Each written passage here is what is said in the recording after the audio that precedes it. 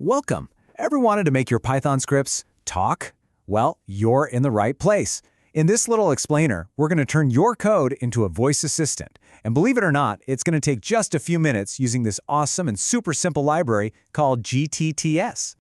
All right, let's get right to it. How do you actually make your Python script talk? I know what you're probably thinking. Complex setups, API keys, a whole lot of hassle, right? Well, the reality is surprisingly simple. And when I say simple, I mean it.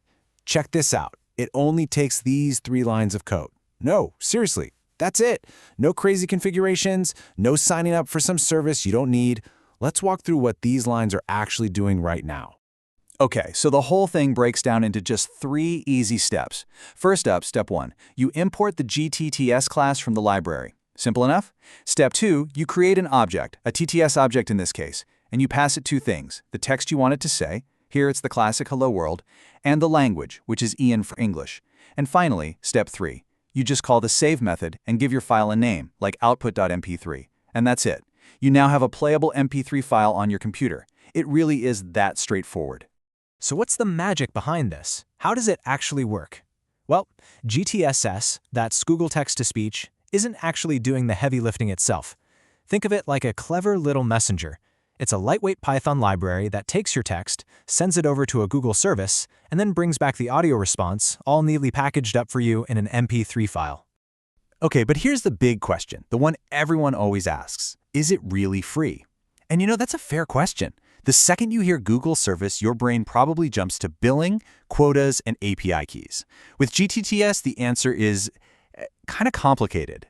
There are some really important details you need to know before you even think about using this in a real project. So here's how you should think about it. It really comes down to a yes and a no. Are you working on a personal project, learning to code, building a little hobby app for fun? Then yes, absolutely, you're in the clear. Go for it. But the second you start thinking about putting this into a production app, a commercial product, or anything that needs to handle a lot of users, you gotta hit the brakes. It's just, well, it's way too risky. And this right here, this is the catch. This explains why it's free and why you don't need an API key. See, you're not actually using an official, dedicated tool built for developers. What gTTS does is it cleverly taps into the same public feature that powers the little listen button you see on Google Translate. So yeah, it works, but you're basically a guest using a public feature, not a paying customer with a guaranteed service. This brings us to a really important term, an unofficial endpoint. The best way to think about this is like using a side door instead of the main entrance. The side door is unlocked, and you can walk right through it, which is great. But the owner hasn't officially told you it's okay to use it, they haven't given you a key, and they could decide to lock that door at any moment without any warning at all.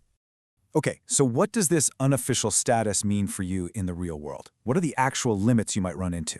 Since there's no official rulebook, no documentation from Google on this, we have to rely on what other developers have figured out through trial and error. So, based on what the community has found, there seems to be a hidden limit. There's no official number published anywhere, but testing suggests you're going to hit a ceiling at around 60,000 characters per hour. If you try to push past that, you'll probably get temporarily blocked. Now, for a quick personal script, that's tons, but for anything bigger, that's a major roadblock. And that rate limit, that's just the beginning of the potential headaches. Because this is all unofficial, there's just no guarantee of stability. You might suddenly start seeing too many request errors. Your IP address could get temporarily blocked, the connection might just time out for no reason. It also tends to fail if you give it really long chunks of text. And here's the kicker. If it breaks, there's nobody to call. There's no official support from Google to help you out. Okay, so with all those warnings in mind, who should actually use gTTS? And maybe more importantly, who should look for something else? It's a fantastic tool, for sure, but only if you're the right person for the job. So let's make it super clear. Here's a quick guide to finding the right fit.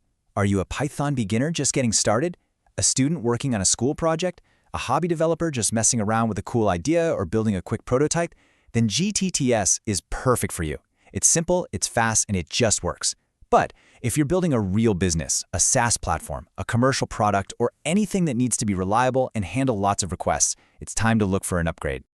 Okay, so I keep saying upgrade, but what does that actually get you? Let's take a look. We'll compare gTTS to a real professional tool, Google's official Cloud Text-to-Speech API, to see what you're really paying for when you move up.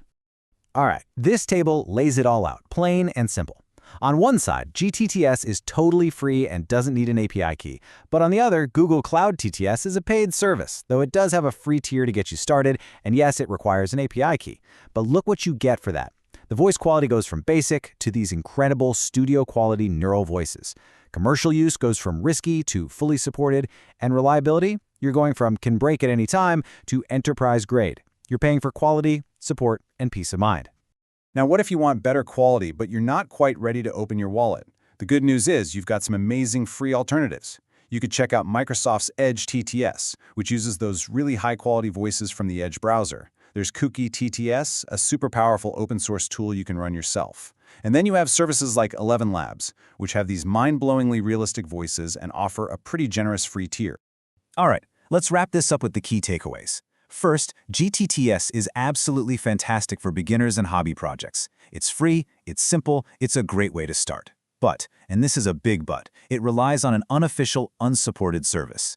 That means it is absolutely not for reliable, large-scale or commercial applications. The bottom line, for professional results, you've got to use a professional, official API. So there you have it. You've got the code, just 3 lines, and you have the knowledge. You know the power of gTTS and you know its limits. The only question left is, what are you going to build first? Maybe a script that reads you the morning headlines while you make coffee? Or maybe a tool that turns your boring study notes into audio flashcards you can listen to on the go? The possibilities are pretty much endless.